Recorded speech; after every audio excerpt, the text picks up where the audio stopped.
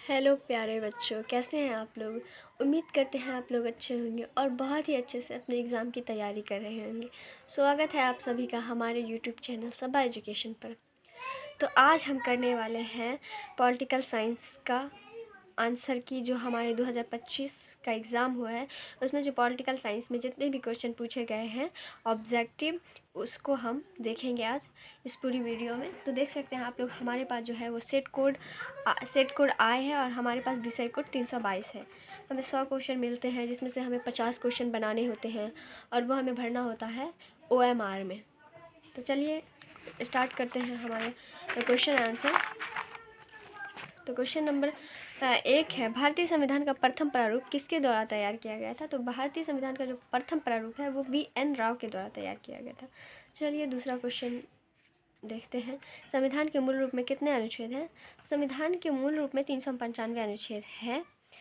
चलिए आगे बढ़ते हैं तीसरे नंबर क्वेश्चन पर। संविधान निर्मात्री सभा के अध्यक्ष कौन थे। डॉक्टर राजेंद्र प्रसाद थे। ये क्वेश्चन घुमा के पूछा है, ऐसे पूछ सकता था कि संविधान सभा के अध्यक्ष कौन थे, तो डॉक्टर राजेंद्र प्रसाद, लेकिन हमें घुमा के पूछा गया है, ठीक है। लेकिन डरना नहीं है, घबराना नहीं है बिल्कुल भी। देखते हैं चौथा नंबर क्वेश्चन। निम्नलिखित में से कौन राज्य का सबसे महत्वपूर्ण तत्व है। तो वो संप्रभुता राज्य का सबसे महत्वपूर्ण तत्व होता है। क्वेश्चन नंबर 5 देखते हैं। निम्नलिखित में से राष्ट्रपति किसकी नियुक्ति करते हैं। तो राष्ट्रपति इनमें से सभी की नियुक्ति करते हैं, ठीक है। भारत के महान्यायवादी की नियुक्ति करते हैं, भारत के नियंत्रक एवं महालेखा की नियुक्ति करते हैं, राज्यपाल की नियुक्ति करते हैं। देखते हैं इनमें से सभी होगा इसका ऑप्शन। देखते हैं 6 नंबर क्वेश्चन। तो निम्न में से कौन भारतीय गणतंत्र का प्रमुख है। भारतीय गणतंत्र का जो प्रमुख है वो राष्ट्रपति है, ठीक है। क्वेश्चन नंबर देखते हैं हम लोग 7। बिहार में लोकसभा की कितनी सीटें हैं। तो बिहार में जो लोकसभा की सीटें हैं वो 40 हैं। तो बढ़ते हैं हम लोग अगले क्वेश्चन की तरफ। Question number 8। लोकसभा की प्रथम महिला अध्यक्ष कौन है या थी। तो लोकसभा की प्रथम महिला अध्यक्ष जो थी वो मीरा कुमार थी, ठीक है। निम्नलिखित में से कौन सा विधेयक राज्यसभा में प्रस्तावित नहीं किया जा सकता है। तो धन विधेयक जो है वो राज्यसभा में प्रस्तावित नहीं किया जा सकता है। क्वेश्चन नंबर 10 देखते हैं। संविधान की व्याख्या करने का अधिकार किसे है। तो संविधान की व्याख्या सर्वोच्च न्यायालय कर सकता है। सर्वोच्च न्यायालय को यह अधिकार है कि वो संविधान की व्याख्या करे। सिंधु जल संधि भारत और निम्न में से किस देश के बीच हुआ था। तो पाकिस्तान के बीच हुआ था, क्योंकि सिंधु नदी जो है वो पाकिस्तान और भारत के बीच है, ठीक है। क्वेश्चन नंबर देखते हैं हम लोग 12। तो देखिए, शांति के लिए एकता प्रस्ताव कब पारित हुआ था। तो शांति के लिए एकता प्रस्ताव जो है वो 1950 में पारित हुआ था। दक्षिण एशिया का कौन सा देश जातीय संघर्ष का शिकार रहा है। तो दक्षिण एशिया का जो देश है वो जातीय संघर्ष जो भी शिकार रहा है वो श्रीलंका रहा है, ठीक है। सार्क का पहला शिखर सम्मेलन कहाँ हुआ था। तो वो ढाका में हुआ था। चलिए 15 नंबर क्वेश्चन देखते हैं। भारत ने बांग्लादेश को मान्यता कब दी। तो 6 दिसंबर 1971 को भारत ने बांग्लादेश को मान्यता दी थी, ठीक है। क्वेश्चन नंबर देखते हैं हम लोग 16। भारतीय संविधान में कुल कितने मौलिक कर्तव्य का वर्णन किया गया है। तो भारतीय संविधान में कुल 11 मौलिक कर्तव्य हैं। तो 11 मौलिक कर्तव्यों का वर्णन किया गया है। देखते हैं क्वेश्चन नंबर 17। लोकसभा की अधिकतम सदस्य संख्या कितनी हो सकती है। तो लोकसभा की जो अधिकतम सदस्य संख्या है वो 550 हो सकती है। पहले जो है वो 552 थी, लेकिन 2 इग्लो इंडियन राष्ट्रपति द्वारा जो मनोनीत किया जाता था वो 2020 में समाप्त कर दिया गया है। तो इसलिए लोकसभा के अधिकतम सदस्य की संख्या जो है अब वो 550 ही रहेगी, ठीक है। पहले 552 थी। तो हमारा ऑप्शन बी सही हो जाएगा।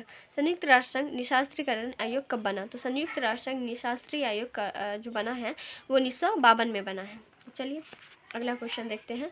आसियान को मुक्त व्यापार क्षेत्र बनाने का निर्णय कब लिया गया। तो आसियान को मुक्त व्यापार क्षेत्र बनाने का निर्णय जो है वो 2003 में लिया गया था। मानव अधिकार परिषद की स्थापना कब हुई। तो मानव अधिकार परिषद की स्थापना जो है वो 2006 में हुई थी, ठीक है। तो चलिए आगे बढ़ते हैं।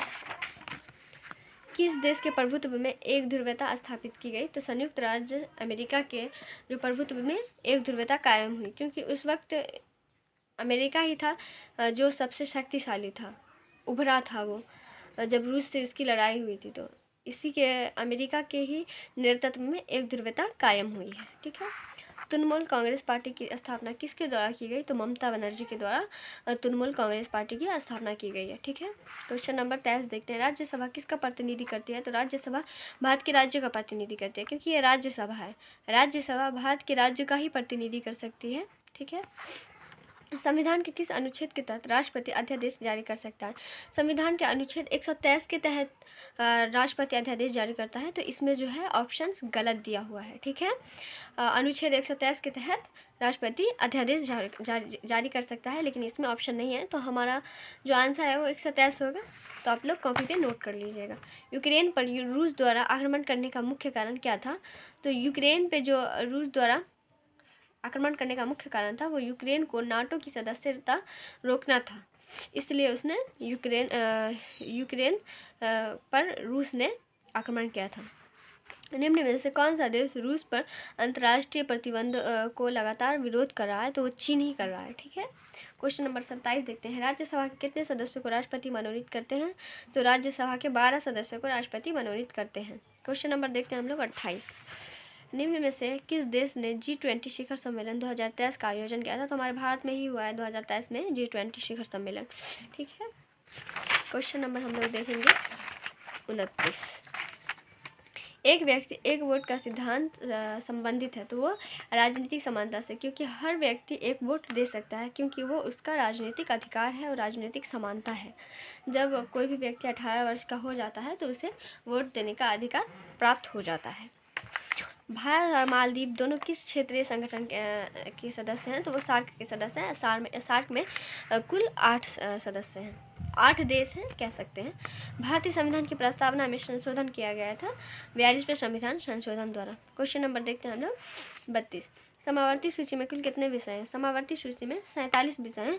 पहले 100 था, लेकिन अब 47 हो गया है। ठीक है, अब हम लोग क्वेश्चन नंबर देखेंगे 33।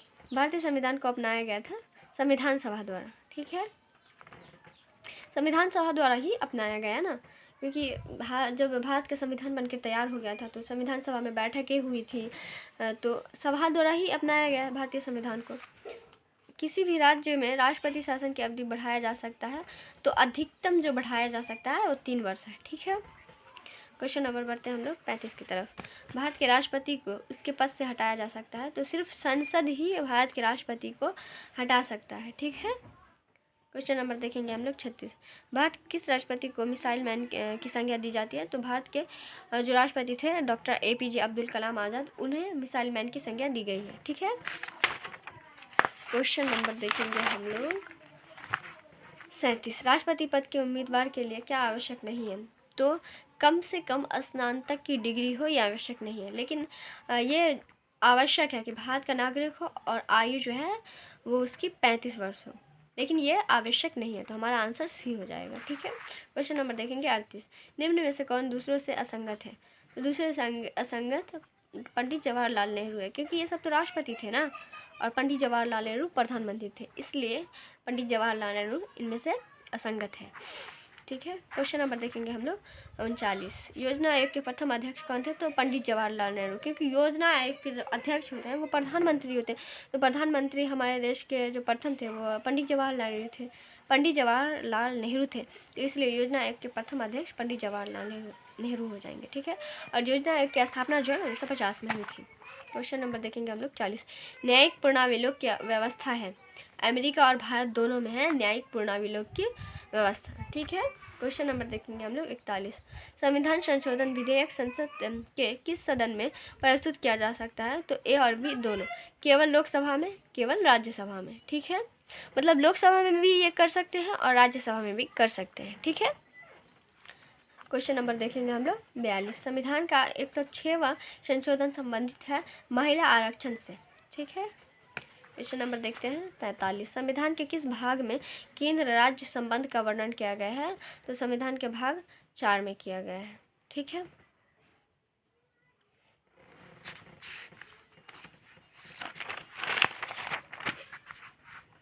सूचना का अधिकार आंदोलन की शुरुआत कहाँ से हुई है?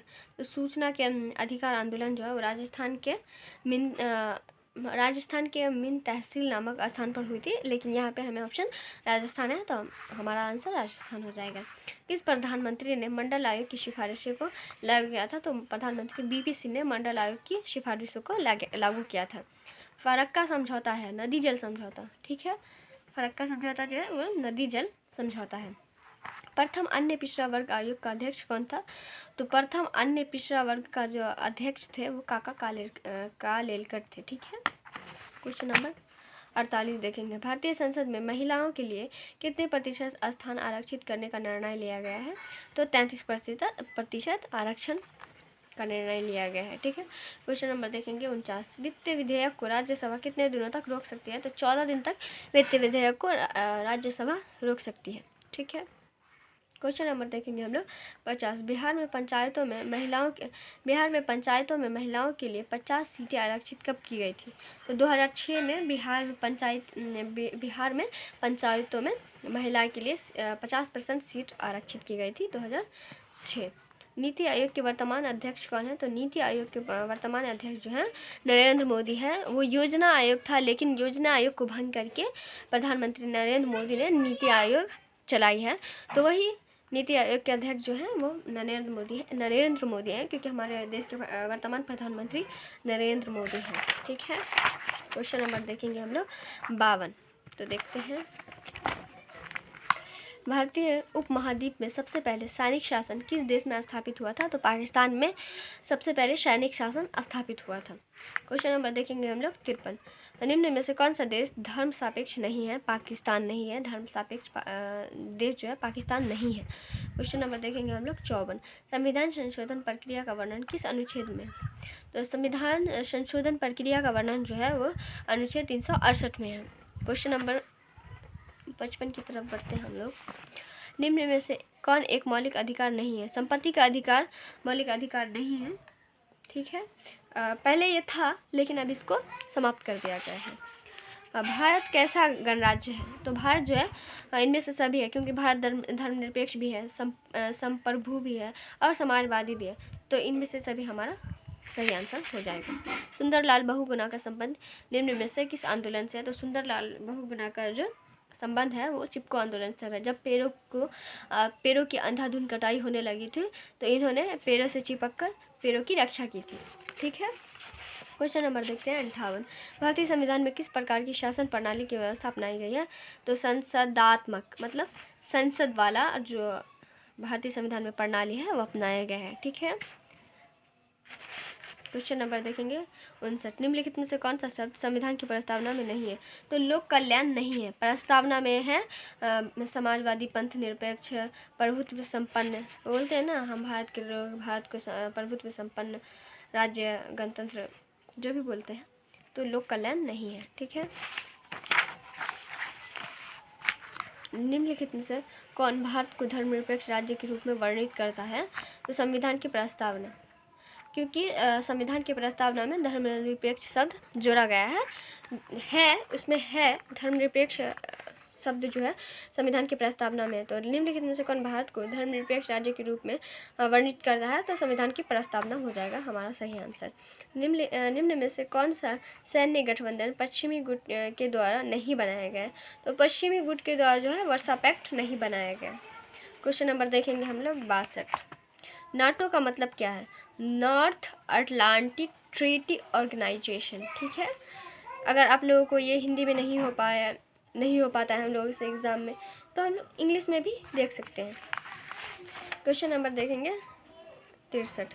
वर्सा संधि का प्रमुख कार्य क्या था? तो वर्सा संधि का प्रमुख कार्य था यूरोप में नाटो सेनाओं का मुकाबला करना, ठीक है। यूरोप में नाटो की सेनाओं का मुकाबला करना। Question number 64। निम्न में से कौन सी घटना द्वितीय विश्व युद्ध के बाद की है? तो नाटो की स्थापना जो है वो द्वितीय विश्व युद्ध के बाद हुई थी। क्वेश्चन नंबर देखेंगे 65। निम्न में से कौन भारत की विदेश नीति का मुख्य आधार नहीं है? भारत की विदेश नीति का जो मुख्य आधार नहीं है, अर्थव्यवस्था के उदारीकरण को बढ़ावा देना नहीं है, ठीक है। क्वेश्चन नंबर देखते हैं 66। पंचशील समझौता में किन दो देशों ने हस्ताक्षर किया था? तो भारत और चीन के बीच पंचशील समझौता हुआ था, लेकिन चीन ने पंचशील समझौता की जो शर्तें रखी गई थी उसको तोड़ के भारत पर आक्रमण किया था। ठीक है। वर्सा पैक्ट किस संगठन के प्रतिकार के रूप में किया गया था? तो वो नाटो के संगठन के प्रतिकार में किया गया था। निम्न में से कौन भारत चीन के बीच विवाद का बिंदु नहीं है? तो लिपू लेख दर्रा। ठीक है, ये भारत और चीन के बीच नहीं है। ठीक। 1977 के आम चुनाव के बाद भारत के प्रधानमंत्री कौन हुए? तो मोरारजी देसाई भारत के प्रधानमंत्री हुए थे। ठीक है। क्वेश्चन नंबर 70 योजना आयोग का गठन किस वर्ष हुआ था? तो योजना आयोग का गठन 1950 में हुआ था और योजना आयोग के अध्यक्ष जो थे पंडित जवाहरलाल नेहरू थे। 71 देखेंगे, एक वर्ष में कम से कम कितनी बार संसद की बैठक होना जरूरी है? तो एक वर्ष में संसद की जो बैठक है वो 2 बार होना जरूरी है। ठीक है। क्वेश्चन नंबर 72 देखेंगे, संयुक्त राष्ट्र संघ दिवस कब मनाया जाता है? 24 अक्टूबर को संयुक्त राष्ट्र संघ दिवस मनाया जाता है। ठीक है।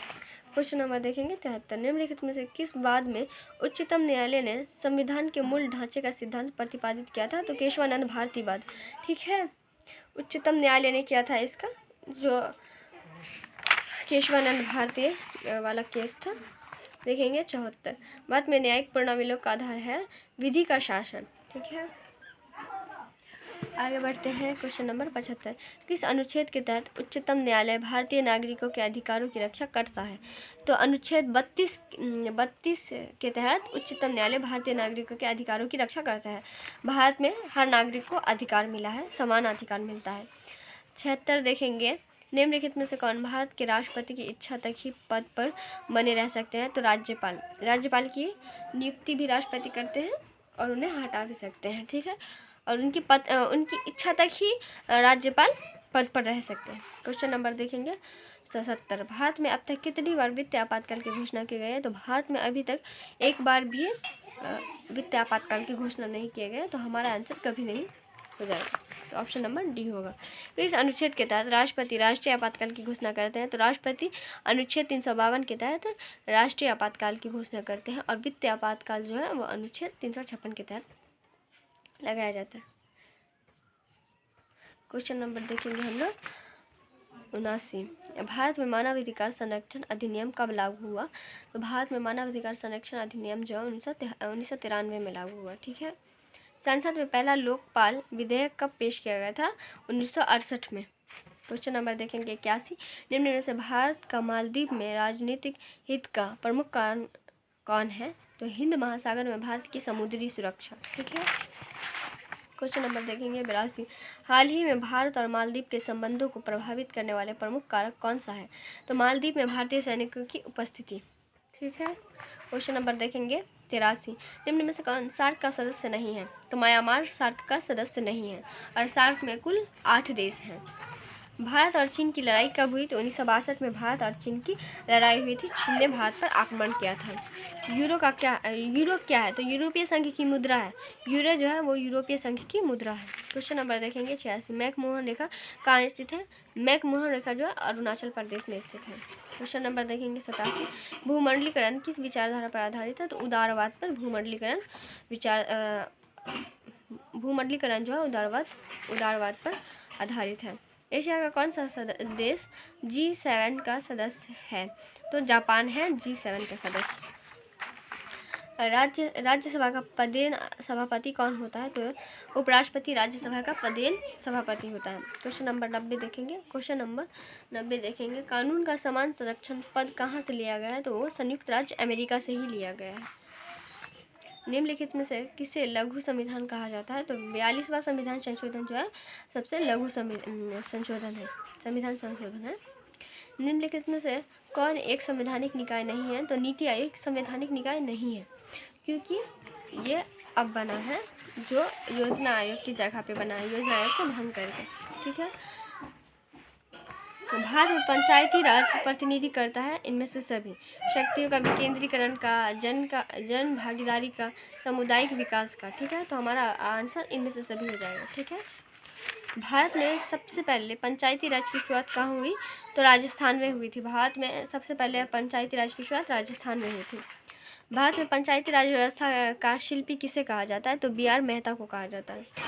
अंतर्राष्ट्रीय अहिंसा दिवस कब मनाया जाता है? 10 दिसंबर को मनाया जाता है। नहीं, अंतर्राष्ट्रीय अहिंसा दिवस जो है 10 दिसंबर को नहीं मनाया जाता है, वो 2 अक्टूबर को मनाया जाता है। लेकिन इसमें हमें ऑप्शन गलत दिया हुआ है, तो आप लोग कॉपी पे नोट कर लेंगे, क्योंकि अंतर्राष्ट्रीय अहिंसा दिवस जो है वो 2 अक्टूबर को ही मनाया जाता है। क्वेश्चन नंबर देखेंगे 97। दल विहीन लोकतंत्र के पक्षधर कौन थे? तो जयप्रकाश नारायण दल विहीन लोकतंत्र के पक्षधर थे। वर्तमान में भारत में उच्च न्यायालयों की संख्या कितनी है? तो वर्तमान में भारत में जो उच्च न्यायालयों की संख्या है वो 25 है। क्वेश्चन नंबर देखेंगे 99। सर्वोच्च न्यायालय की स्थापना कब हुई? सर्वोच्च न्यायालय की स्थापना 28 जनवरी 1950 को हुई थी। क्वेश्चन नंबर देखेंगे 100। अध्यक्षात्मक शासन प्रणाली की शुरुआत कहाँ हुई? तो अमेरिका में हुई थी। ठीक है, इस तरह हमारे 100 क्वेश्चन कंप्लीट हो गए हैं। और अब हम लोग अगली वीडियो में इसके शॉर्ट्स क्वेश्चन करेंगे, जो 2 नंबर वाले क्वेश्चन होते हैं। तो मिलते हैं हम लोग अगली वीडियो में, जब तक के लिए बाय।